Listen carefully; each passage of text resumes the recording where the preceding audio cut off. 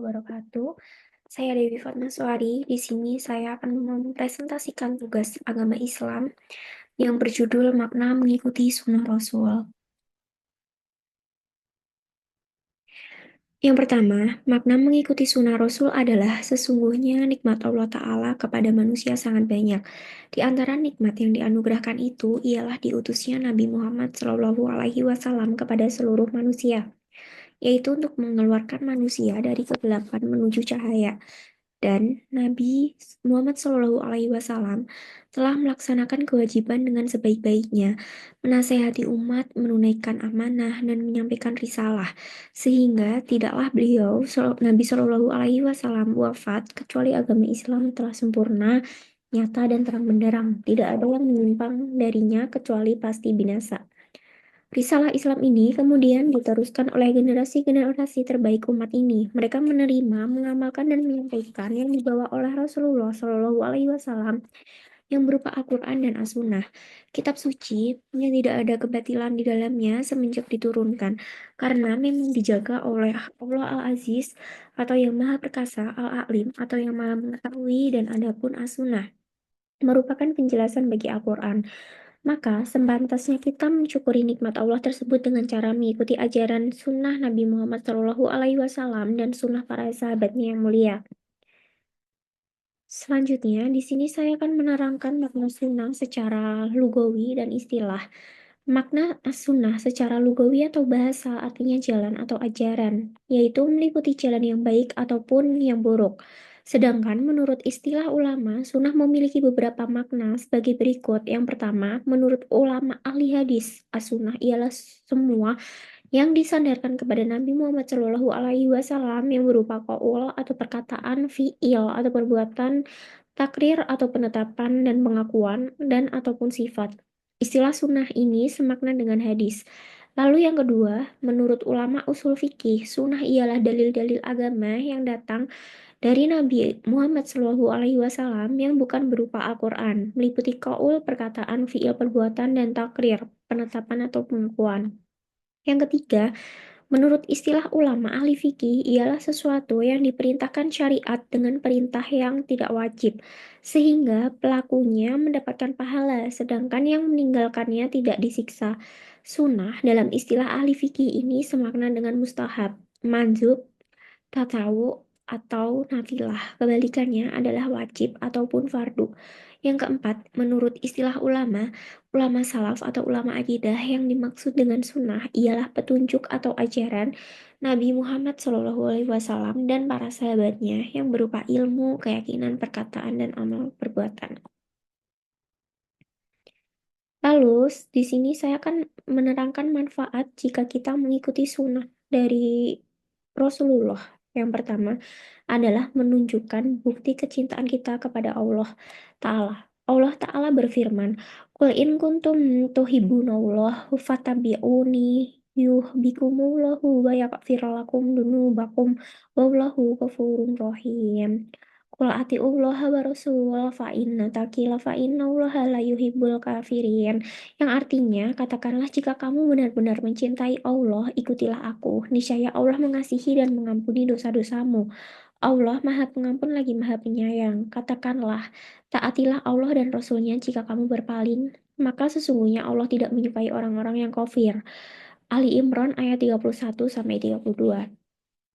Imam Ibnu Katsir rahimahullah berkata, berkenaan dengan tafsir ayat ini, ayat yang mulia ini sebagai hakim terhadap semua orang yang mengaku mencintai Allah, akan tetapi ia tidak berada di atas jalan Nabi Muhammad SAW. Maka sesungguhnya ia pendusta dalam pengakuannya itu, hingga ia mengikuti syariat dan agama Nabi Muhammad SAW dalam seluruh perkataan dan keadaannya, sebagaimana terdapat dalam kitab Sahih dan dari Rasulullah SAW. Beliau bersabda, "Man amila amala laisa alaihi amruna fahuwa rad," yang artinya barang siapa melakukan sesuatu amalan yang tidak ada tuntutan kami padanya, maka amalan itu tertolak. Hadis riwayat Muslim nomor 1718. Lalu yang kedua, manfaatnya adalah menunjukkan bukti kecintaan kita kepada Nabi Muhammad SAW. Seseorang tidak menjadi orang beriman yang sempurna hingga ia mencintai Nabi Muhammad Shallallahu Alaihi Wasallam lebih daripada seluruh manusia. Rasulullah Shallallahu Alaihi Wasallam bersabda, "Layu amin ahadukum hatta akuna ahaba ilaihi min walidi wa waladihi wa nasi ajma'in," yang artinya tidaklah beriman dengan keimanan yang sempurna salah seorang dari kamu sehingga aku menjadi yang paling ia cintai daripada bapaknya, anaknya, dan seluruh manusia. Hadis riwayat Bukhari nomor 15, hadis riwayat Muslim nomor 44 dari Anas bin Malik. Jika seseorang mencintai Nabi Muhammad SAW lebih daripada seluruh manusia, maka ia akan mengikuti petunjuk beliau dan lebih mengutamakannya daripada petunjuk siapapun dari kalangan manusia. Al-Qadiyat rahimahumullah, ketahuilah bahwa seorang yang mencintai sesuatu, ia akan mengutamakannya dan mengutamakan kecocokan dengannya. Jika tidak, maka ia tidak benar dalam kecintaannya dan ia hanya orang yang mengaku-ngaku saja. Maka orang yang benar dalam kecintaannya kepada Nabi Shallallahu Alaihi Wasallam ialah orang yang nampak darinya tanda-tanda tersebut. Pertama dari tanda-tanda itu ialah meneladani Nabi Muhammad Shallallahu Alaihi Wasallam, mengamalkan sunnahnya atau ajarannya, mengikuti perkataan dan perbuatannya, dan beradab dengan adab-adabnya, baik pada saat kesusahan maupun kemudahan, pada saat waktu senang maupun waktu benci. Lalu yang ketiga adalah bahwasanya hidayah atau petunjuk agar terhindar dari kesesatan hanya dengan mengikuti sunnah Nabi Muhammad Shallallahu Alaihi Wasallam. Allah Ta'ala berfirman, "Qul atiullaha wa atiur rasula fa in tawalla fa innama alaihi mahumala wa alaikum mahumaltum wa in tuhi'uhu tahtadu wa ma amala rasuli illa balagul mubin," yang artinya taatlah kepada Allah dan taatlah kepada Rasul. Dan jika kamu berpaling, maka sesungguhnya kewajiban Rasul hanyalah apa yang dibebankan kepadanya, kewajiban kamu apalah apa yang dibebankan kepadamu, dan jika kamu taat kepadanya, niscaya kamu mendapat petunjuk. Dan tiada lain kewajiban Rasul hanya menyampaikan amanat Allah dengan terang. Surat An-Nur ayat 54. Syekh Abdurrahman bin Nasir Asy'adi rahimahullah berkata dalam menafsirkan ayat, "Dan jika kamu taat kepadanya, niscaya kamu mendapat petunjuk, yaitu menuju jalan yang lurus dalam hal perkataan dan perbuatan, sehingga tidak ada jalan bagi kamu menuju petunjuk kecuali dengan mentaatinya. Tanpa itu tidak mungkin, bahkan mustahil. Hal ini karena memang sunnah Nabi merupakan sebaik-baik petunjuk." Dan Allah Ta'ala berfirman, "Laqad kana lakum fi Rasulillahi uswatu hasanah liman kana yarjullaha wal yawmal akhir wa zakarallahu katsir." Sesungguhnya telah ada pada diri Rasulullah itu suri teladan yang baik bagimu, yaitu bagi orang yang mengharapkan rahmat Allah dan kedatangan hari kiamat, dan dia banyak menyebut Allah. Surat Al-Ahzab ayat 21. Lalu yang keempat adalah menjaga keselamatan dari perselisihan dan perpecahan. Nabi Muhammad SAW telah berwasiat untuk berpegang dengan sunnahnya dan sunnah Khulafaur Rasyidin sebagai solusi jika terjadi perselisihan. Beliau SAW bersabda, "Usikum bitaqwatillahi wa sam'i wa ta'ati wa in abadan habasyi ya fa'innahu man is minkum ba'di fasayaro tilafana kasirona fa'alaikum bisunatin wa sunatil khulafai mahdiyana rosidin tamasaku biha wa adu alaiha bil nahjidi wa iyakum wa muhtasi ul murafa'ina kula muhaddatsin bid'atun wa kula bid'atin dolalah," yang artinya, "Aku wasiatkan kepada kamu untuk bertakwa kepada Allah, mendengar dan taat kepada penguasa kaum muslimin, walaupun ia sering budak Habsyi, karena sesungguhnya barang siapa hidup setelahku, ia akan melihat perselisihan yang banyak. Maka wajib kamu berpegang kepada sunnahku dan sunnah para khalifah yang mendapatkan petunjuk dan lurus. Peganglah dan gigitlah dengan gigi geraham. Jauhilah semua perkara baru dalam agama karena semua perkara dalam agama adalah bid'ah dan semua bid'ah merupakan kesesatan. Hadis riwayat Abu Dawud nomor 4607, Tirmizi 2676, Ad-Darimi, Ahmad dan lainnya dari Al-Irbad bin Sariyah.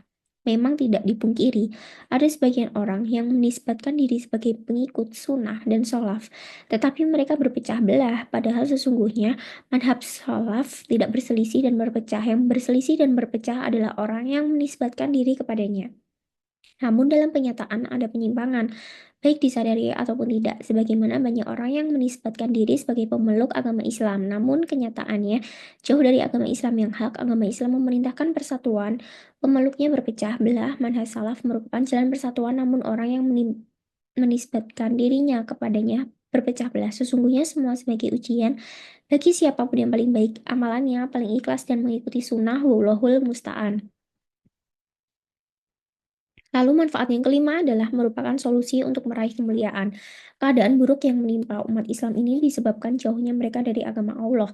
Keadaan umat ini tidak akan menjadi baik kecuali dengan kembali menuju agama ini. Solusi ini ketetapan Nabi Muhammad SAW sebagaimana hadis berikut.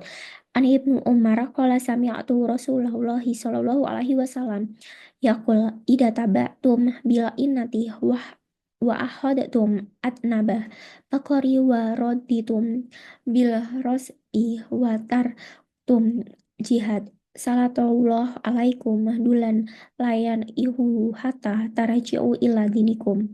Dari Ibnu Umar berkata, aku mendengar Rasulullah Shallallahu Alaihi Wasallam bersabda, jika kamu berjual beli inah atau semacam riba, kamu memegangi ekor-ekor sapi, kamu puas dengan tanaman dan kamu meninggalkan jihad, maka Allah pasti akan menimpakan kehinaan kepada kamu. Dia tidak akan menghilangkan kehinaan itu sehingga kamu kembali menuju ke agama kamu. Hadis riwayat Abu Dawud no 3462, Ahmad nomor 4825 dan lain-lain.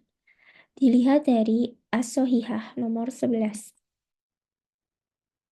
Lalu manfaat yang keenam adalah mengamalkan dan mendakwahkan sunnah. Nabi merupakan amalan yang besar. Pelakunya akan mendapatkan pahala sebanyak-banyak. Pahala orang yang mengikutinya ini ditunjukkan oleh banyak hadis sahih, antara lain Ibnu Hurairah an Rasulullah Shallallahu Alaihi Wasallam. Qala man da'a ilahu dan kana lahu min ujri mislu ajuri man tabi'atu layan usu dalika min ujurihim sayan wa man da'a ila dolalatin kana alaihi min al ismi mislu asami man tabi'atu layan kusu dalika min asmaihim syai'ah, yang artinya dari Abu Hurairah bahwa Rasulullah Shallallahu Alaihi Wasallam, barang siapa mengajak menuju petunjuk maka ia mendapatkan pahala seperti pahala orang yang mengikutinya. Ia tidak mengurangi pahala mereka sedikit pun. Dan barang siapa mengajak menuju kesesatan, maka ia menanggung dosa seperti dosa orang yang mengikutinya. Itu tidak mengurangi dosa-dosa mereka sedikit pun. Hadis riwayat Muslim nomor 2674. Sekian yang saya bicarakan mengenai makna kita mengikuti sunnah dari Rasulullah Shallallahu Alaihi Wasallam. Terima kasih. Bila ada kesalahan, saya mohon maaf. Wassalamualaikum warahmatullahi wabarakatuh.